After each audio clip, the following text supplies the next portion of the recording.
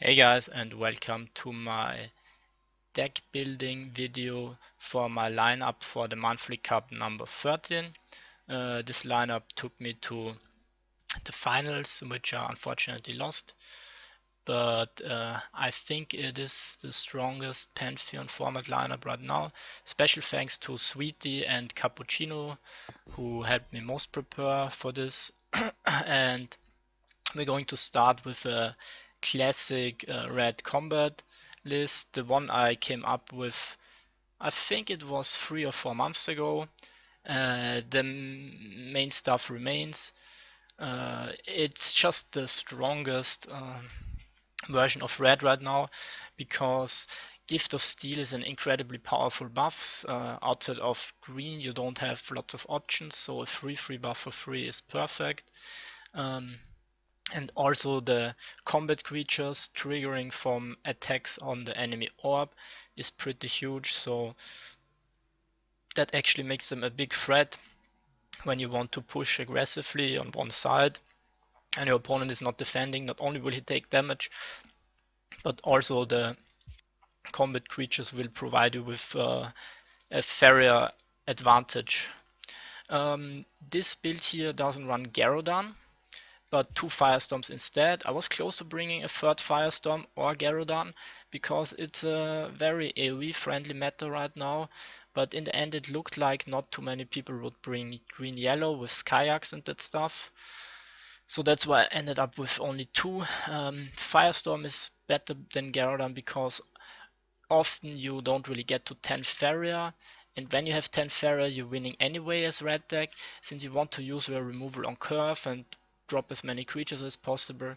It's very hard to get that high, but Firestorm is a very high impact card and can definitely decide some games for you when you draw it at the right point. A last minute change I made was to add Cap 10, the Sky Pirate. So this card as 3/7 for 4 Faeria is pretty decent. I would rate it the same value as an underground boss. However, 4 lands is pretty slow, and the whole game plan of this deck is to play rather fast and aggressive. But I thought it would help me in the mirror match. Sweetie ended up bringing a Grimguard, which is also quite sturdy in the mirror match. If you watch my videos, you actually see in a mirror game my opponent had a Grimguard and I had a boss, and he was able to Cypher's Wrath Flameburst my boss, and I had to Cypher's Wrath Flameburst his Grimguard, and in that exchange I actually lost 1 Faeria because the boss is 5, Grimguard is 4. Against yellow, it's a somewhat decent choking sand target, but you're actually more unhappy if they use choking sand on your underground boss. But overall, I kind of wanted my red list to be good against everything, since it was my starting deck. I think it was pretty good decision to bring this as first deck, because there's just no bad matchup, and your mulligan will most of the time always be search for boss, search for brigand, and maybe an X grinder. If you have horse master in combination with a combat guy, keep it. If there's a gift of steel in it, and you don't expect single target removal, it's even better. Then next up, this is probably the most newest addition to the meta, blue-green frog tosser decks. This one is actually built around the tree. So this is a very combo orientated late game heavy deck, and the idea behind bringing this instead of a more mid-range blue-green list was that you would win the mirror match simply by outscaling them. Blue-green is a rather slow deck. I kind of failed, I think, in the finals playing this list, even though I was able to counterpick my enemy's green-blue deck. But yeah, if you don't draw the good opening hand and your libraries never give you Feed the Forest when you need it, you can run dry, but it has lots of cycle with Lore Thieves, Earthcrafts. Of course, if you run a tree deck, that buffs all the creatures on hand, you want to run Frog Tossers obviously, but also Stalkers, which is basically just kill any creature on board if it gets buffed once to 9 attack. Yeah, only one shifting octopus. It's still nice to have another feed target other than willows. Keep in mind your feed the forest becomes stronger once you get your tree on board. So then every creature is a feed the forest target. And the crystal flower is just amazing to store out in the early game. So that's why of course we run 3 of them. Other than that, there's no water elemental because water elemental is a weakness to red and yellow. And this list actually does fairly well, especially in our practice. Almost was able to get the 50% win rate against red and yellow decks. But it's a very hard deck, and I have like 15, maybe 15, yeah, 15, about 15 games with this deck.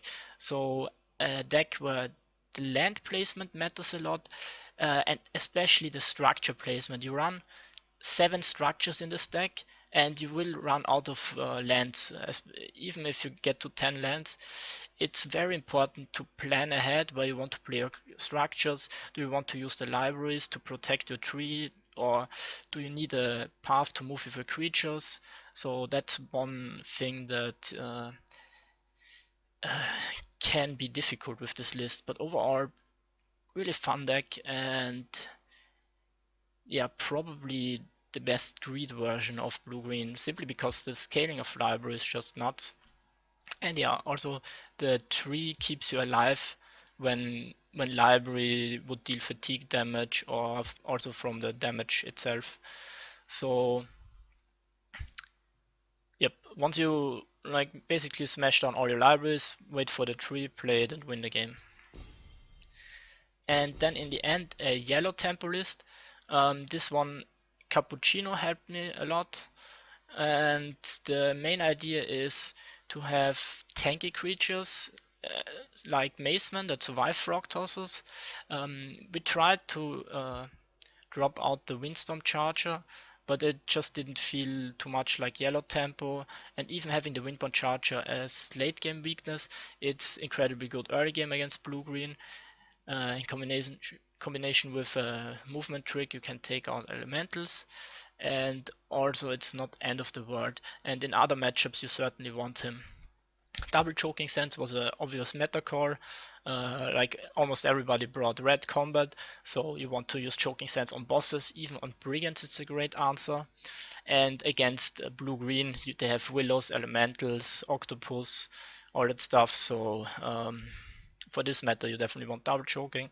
In the mirror, you only will find chargers, but that's okay. One Colossus because you remove lots of events, no more rangers, and it's not needed. You have some late game with Manta Riders now, which actually you can play on your turn 3. And Manta Rider just with the is basically a Benta Kalim later. It's not as strong as the old turn 2 Kalim that would let you decide the game on turn 3 with movement trick and maybe a campfire buff. But coming down turn 3, this guy has also very high impact. Kind of protects you from AoE, unless they have Cypher's Wrath as well to follow up. Sometimes the demons will burn you quite low. That's why you want triple training, so you can give them enough mobility. And yeah, no rangers, because you don't depend that much on the movement synergy. And one last nightmare is just always nice to have if they have a Cypher that you can't deal with or anything else. Also keep in mind, Wind Soldier training allows you to deal 4 damage basically everywhere on the map, and also often lets you to collect a lot. Mulligan for this deck is you search for Maceman, can keep Demon and Charger of course if you go first, and have one creature you 100% want to keep Riders as well.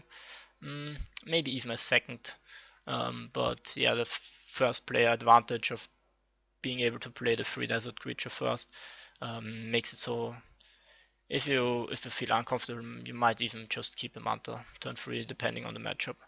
So yeah, that's the lineup for my monthly cup. I might do a meta review later this week, and yep, you will be able to find it also on my channel. So yeah, see you guys.